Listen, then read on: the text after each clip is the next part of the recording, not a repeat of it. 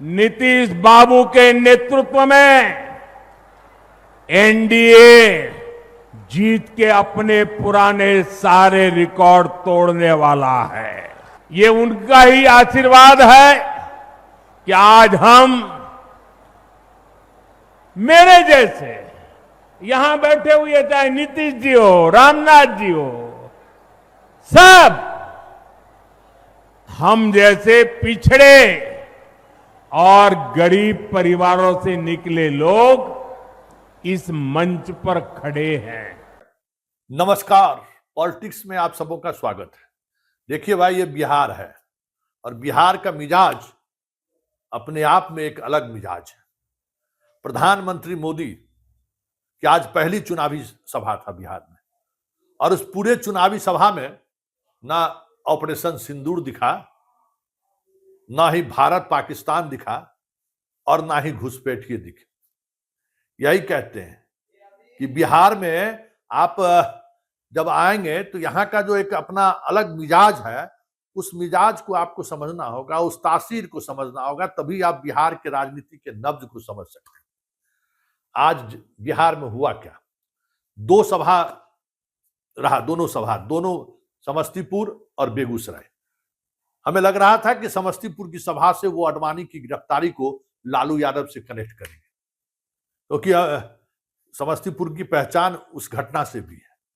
लेकिन एक बार भी उन्होंने उस घटना की चर्चा नहीं की। हमें लग रहा था कि घुसपैठियों पर भी जमकर बोलेंगे, आतंकवाद पर भी बोलेंगे, क्योंकि दरभंगा मॉड्यूल्स उस दौर में सबसे कह सकते हैं कि पूरे देश स्तर पर एक आतंकियों का प्रभावी मॉड्यूल्स था। कहीं कोई चर्चा नहीं, ना आडवाणी की रथ यात्रा, ना आडवाणी की गिरफ्तारी की चर्चा, न हिंदू मुसलमान की चर्चा, न राम मंदिर की चर्चा। हमें लगा कि आखिर मोदी को हो क्या गया। मोदी का भाषण तो उस लहजे में था ही नहीं। सब कुछ बिहार के तासीर पर जैसे लग रहा था कि गढ़ा जा रहा था। कर्पूरी जी नहीं होते तो मैं नहीं होता, नीतीश जी नहीं होते, ये कहने की जरूरत पड़ी। हमने आरक्षण इस तरीके से दिया, मतलब पूरी तौर पर अपने भाषण में जाति आरक्षण के सहारे चीजों को साधते हुए दिखे। और ये भी दिखे कि नीतीश कुमार के डेवलपमेंट को का जो मॉडल रहा है, पिछड़ा और महादलित, बिहार में उन्होंने आके अति पिछड़ा और महादलित की भी बात कर डाली। मतलब पूरी तौर पर लकीर उसी तरीके से खींचने की कोशिश हुई जिस लकीर को पिछले 20 वर्षों से नीतीश आगे बढ़ा रहे हैं। सोशल जस्टिस के साथ साथ डेवलपमेंट, कहीं से भी उन बातों पर फोकस नहीं दिखा जिसके सहारे मोदी देश की सियासत करते हैं। मतलब क्या है, अब पॉइंट पे आते हैं कि आखिर नीतीश के मॉड्यूल्स पे ही आगे क्यों मोदी बढ़ रहे हैं, क्यों वो अपना वो मॉड्यूल्स छोड़ दिए। मतलब क्या है, जब आप चीजों को गौर से देखेंगे तो आपको लगेगा कि बिहार के चुनाव में नीतीश के साथ रहने पर, लोकसभा चुनाव में भी दरभंगा जैसे लोकसभा क्षेत्र में मुसलमानों के बूथ पर जहां 800, 900, 1000 सिर्फ मुस्लिम वोटर हैं, वहां भी 100, 200, 50, 60 वोट मुसलमानों ने भाजपा को वोट किया है। और यह तभी हुआ है जब नीतीश साथ रहे हैं। और इस बार जिस तरीके से जातीय गोलबंदी के साथ साथ एक अलग तरीके की सियासत साधने की कोशिश तेजस्वी के द्वारा की जा रही है, उसमें कहीं न कहीं मोदी को यह समझ आ गया है कि नीतीश का जो लाइन है, उसी लाइन के सहारे बिहार को साधा जा सकता है। तो फिर नीतीश का लाइन क्या है? नीतीश का वही लाइन है जिस लाइन पर अब चिराग भी चल रहे हैं। उपेंद्र कुशवाहा और मांझी तो चल ही रहे थे, अब मोदी भी चल रहे हैं। मतलब बिहार की सियासत में अगर आपको पैर जमाए रखना है तो फिर सबका साथ और सबका विकास का जो फॉर्मूला है, वो सिर्फ बात में ही नहीं, जुबान के साथ साथ जमीनी हकीकत में, जमीन पर भी आपको दिखाना पड़ेगा, जो नीतीश दिखाते रहे। और पूरी बात, मतलब आज के भाषण से ये साफ लग गया, जिस तरीके से उन्होंने कहा कि सारे बहुमत के रिकॉर्ड हम तोड़ेंगे हम लोग नीतीश कुमार के नेतृत्व में। तय मानिए कि उन्होंने संकेत दे दिया कि नीतीश कुमार फिलहाल आने वाले समय में बिहार के मुख्यमंत्री रहेंगे। शाह जो कुछ भी बोल लें, लेकिन प्रधानमंत्री मोदी का आज का संकेत साफ है कि नीतीश तय है।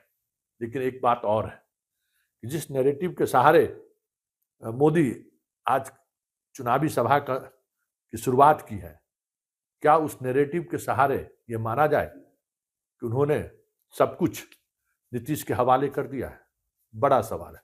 जरा सुनिए कुछ अंश भाषण के, जिसके सहारे समझा जा सकता है कि मोदी ने नीतीश के सहारे या नीतीश की जो सियासत है, उसी सियासत के सहारे बिहार साधने का शुभारंभ आज समस्तीपुर की धरती से किया है।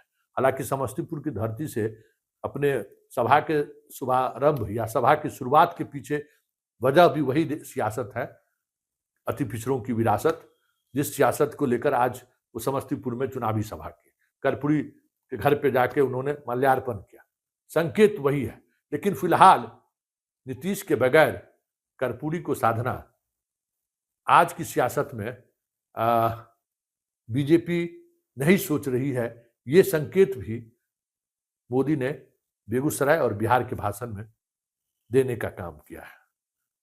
चलिए, ये साफ है कि बिहार के चुनाव में अब आपको मुसलमानों गिरिराज टाइप का जो भाषण का जो दौर शुरू किया गया था, आने वाले समय में वो तमाम तरीके के भाषण आपको सुनने को न मिले तो कोई बड़ी बात नहीं। जननायक कर्पूरी ठाकुर जी को श्रद्धापूर्वक स्मरण करने का, उन्हें नमन करने का अवसर मिला।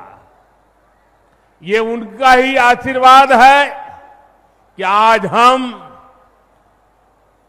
मेरे जैसे यहां बैठे हुए, चाहे नीतीश जी हो, रामनाथ जी हो, सब हम जैसे पिछड़े और गरीब परिवारों से निकले लोग इस मंच पर खड़े हैं।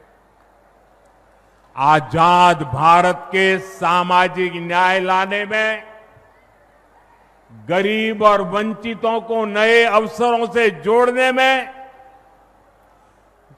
भारत रत्न जननायक कर्पूरी ठाकुर जी की भूमिका बहुत बड़ी रही है। वो मां भारती के अनमोल रत्न थे। उन्हें भारत रत्न से सम्मानित करने का सौभाग्य हमारी सरकार को मिला। ये हमारे लिए सम्मान की बात है। कारण बताते हैं, एनडीए यानी सुशासन, एनडीए यानी जनता की सेवा, एनडीए यानी विकास की गारंटी। और इसलिए आज आपका ये उत्साह देखकर मैं कह सकता हूं, इस बार बिहार में भी नीतीश बाबू के नेतृत्व में एनडीए जीत के अपने पुराने सारे रिकॉर्ड तोड़ने वाला है। इन चुनावों में बिहार एनडीए को अब तक का सबसे बड़ा जनादेश देगा। साथियों, ये साल 2005 का अक्टूबर महीना ही था जब बिहार ने जंगल राज से मुक्ति पाई थी।